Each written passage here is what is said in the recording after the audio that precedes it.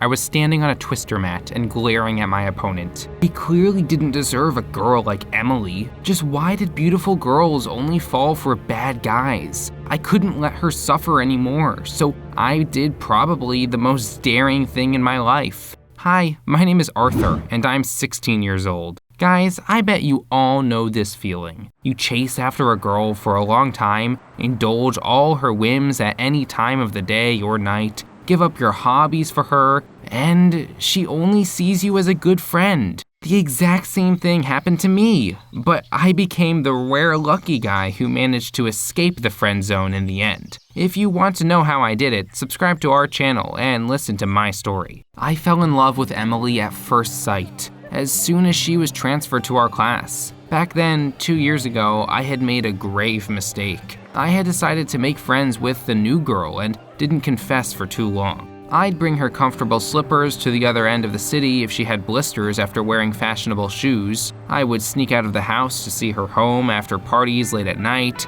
even though my parents forbade it. And when Emily had problems at school, I gave her my test answers so that she would get a good mark. But I never said a word about my feelings. That's why Emily saw all of it only as friendly gestures. Meanwhile, I was going crazy and hating myself for being indecisive. 2 years had passed since then, and Emily and I were still just friends. But one day, fate gave me a chance to fix everything. Emily asked me to meet her at a cafe in the evening. I was very surprised because she had never invited me anywhere before. Then I thought that there was no point in putting off my confession any longer. There was my chance to tell her about my feelings. I put on my best suit, bought a large bouquet of scarlet roses, and went to the cafe. With a trembling hand, I opened the door and saw Emily. On that day, she looked especially beautiful. She was wearing a snow-white dress and had a delicate flower in her hair. I shyly walked up to her table, hiding the bouquet behind my back,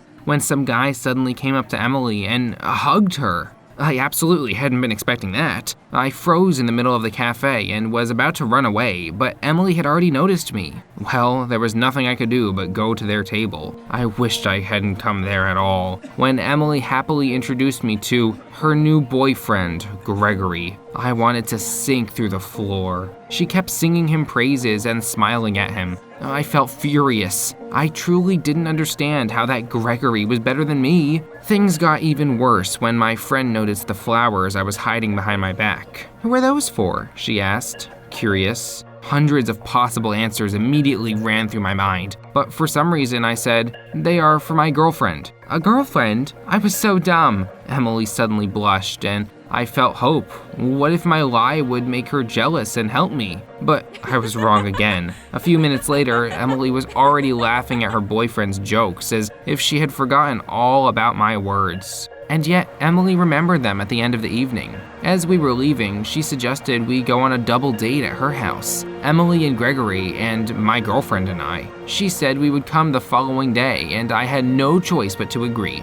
But of course, I had no idea where to find a girlfriend so quickly. That's why I came home in a bad mood and spent the whole evening thinking. I had no idea what to do and was almost ready to give up when all of a sudden, someone rang the doorbell. My neighbor Grace was standing in the doorway. She told me that in a few days she was going on vacation for 2 weeks with her parents and asked me to look after their puppy. It seemed like luck was on my side. I suggested a quid pro quo. I would convince my parents to take the puppy, and she, in return, would pretend to be my girlfriend for 1 evening. Oddly enough, my neighbor quickly agreed to such a deal, and I went to bed feeling relieved. The next morning, I stopped by Grace's house to take her dog for a walk. The pet had to get used to me for a little before staying in our house for a long time. After putting a leash on Jack, I went wandering around the neighborhood. Suddenly, I saw Gregory. I was about to say hello, but then something happened that made me freeze in place. A girl came up to Gregory and kissed him on the cheek. And they started chatting so sweetly that I couldn't believe my eyes. He had a lot of nerve to act as if he didn't have a girlfriend. And to be honest, at that moment, I felt conflicted.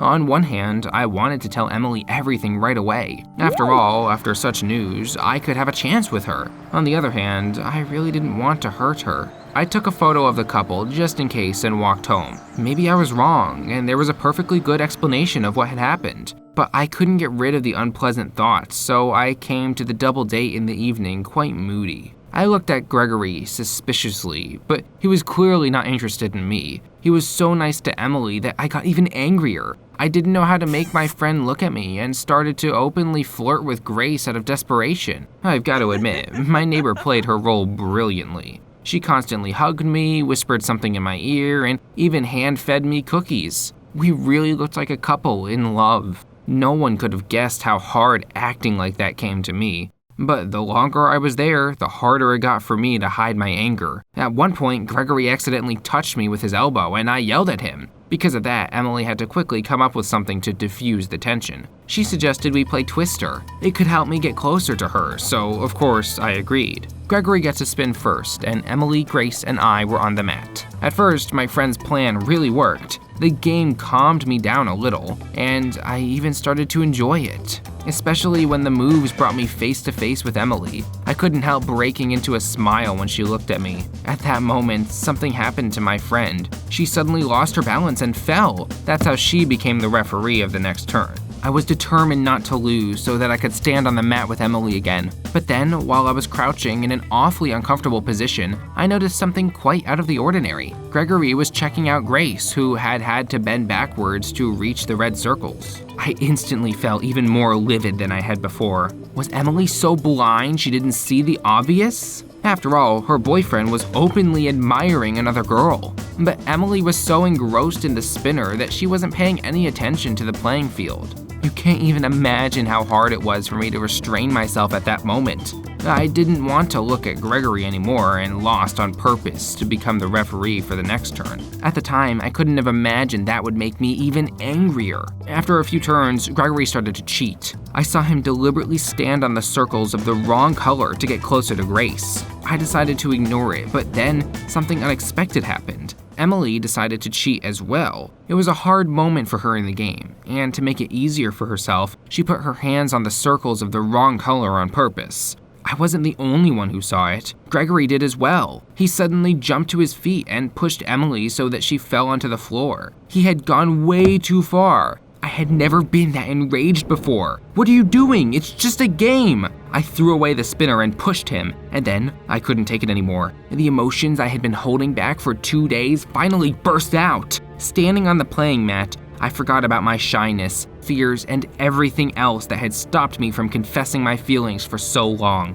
I didn't hold back and blurted out everything about Gregory kissing another girl, looking at Grace during the game, and my deal with my neighbor as well.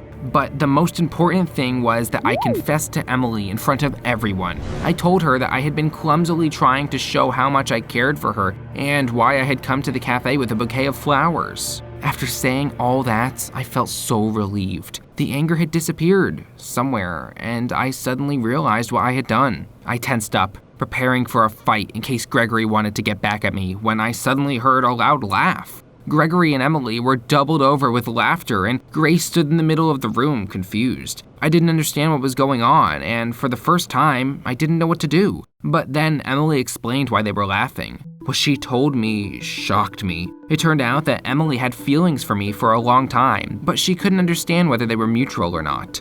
After all, I had always been kind and polite, but I had never crossed friendly boundaries with her. That's why Emily had decided to set up a test and asked her cousin, Gregory, to pretend to be her boyfriend. She had hoped to make me jealous, but when I had come to the cafe with a bouquet of flowers for another girl, she had got very upset. Emily felt hurt, but had been so eager to find out why I had chosen her rival and not her that she had invited us on a double date. Seeing how well I had been getting along with Grace, Emily suggested we play Twister to be polite, but firmly decided to cut all ties with me afterwards as to not hurt her own feelings. However, the random game had ended up bringing the whole truth to light. The news put me in a stupor. I felt happy and embarrassed, but absolutely had to reach out and grab my chances at happiness this time. With an unexpectedly confident voice, I asked Emily out, and just imagine, she agreed. We spent the whole day laughing at our stupidity, and our fake dates seemed to have learned a lot from our mistakes. Gregory admitted that the girl I had seen him with had actually just been his friend. He liked Grace so much that he walked her home and asked her out on a new date. It seemed like my neighbor would have someone to miss on vacation. You've got to agree. It's a funny story. It turned out that there had been no need for me to play Emily's friend in real life. I only had to act like her boyfriend once in a game. Now, we all often get together and play Twister, which brought us happiness that day. How did you manage to get out of the friend zone? Tell us in the comments down below.